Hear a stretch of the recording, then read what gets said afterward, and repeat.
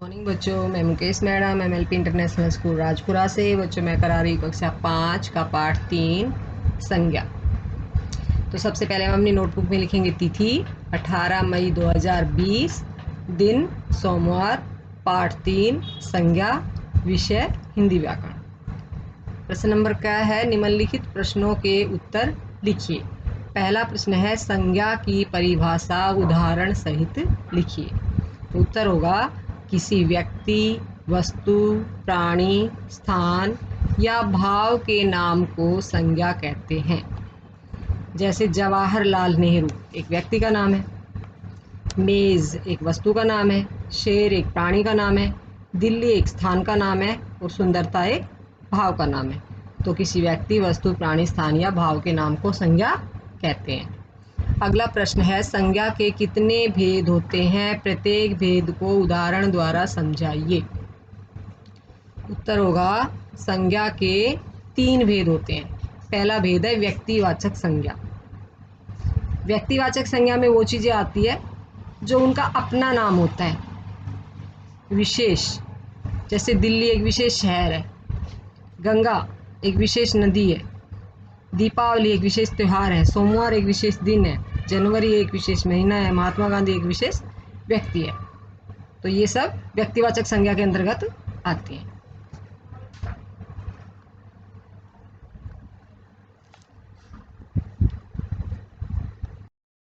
का दूसरा भेद है जातिवाचक संज्ञा। जातिवाचक संज्ञा के अंतर्गत वो संज्ञाएं आती है जो किसी जाति के पूरी जाति का बोध कराती, पूरे समूह का। जैसे शहर, बहुत सारे होते हैं शहर, सबके अलग अलग नाम होते हैं, लेकिन शहर जो शब्द है वो उनकी पूरी जाति का बोध करा रहे हैं। ऐसे नदी, त्यौहार, दिन, महीने, आदमी सबके अलग अलग नाम होते हैं, लेकिन पूरी जाति को क्या कहेंगे? आदमी। इसके बाद अगला भेद है भाववाचक संज्ञा। भाववाचक संज्ञा के अंतर्गत वो चीज़ें आती है जिनको हम महसूस करते हैं, जिनका कोई रूप नहीं होता, जिनको हम छू नहीं सकते, सिर्फ महसूस करते हैं। तो इसमें क्या आती है? मिठास, किसी चीज़ को हम खाकर उसका स्वाद महसूस करते हैं। हरियाली देखकर महसूस करते हैं, सुंदरता देखकर महसूस करते हैं। ऐसे ही बचपन, ईमानदारी, ये सभी चीज़ें महसूस की जाती है। तो ये भाववाचक संज्ञा है। कुछ विद्वानों ने जातिवाचक संज्ञा के 2 और भेद मान लिए।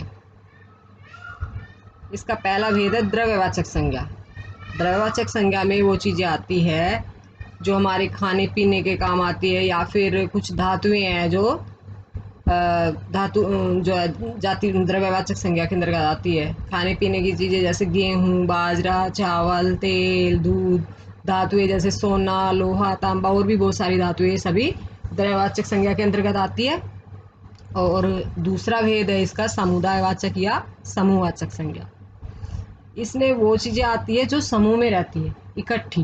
जैसे कक्षा, भीड़, मेला, सभा, झुंड, कतार आदि। ये सभी चीज़ें किसी एक चीज़ से इनके होने से नहीं होती है।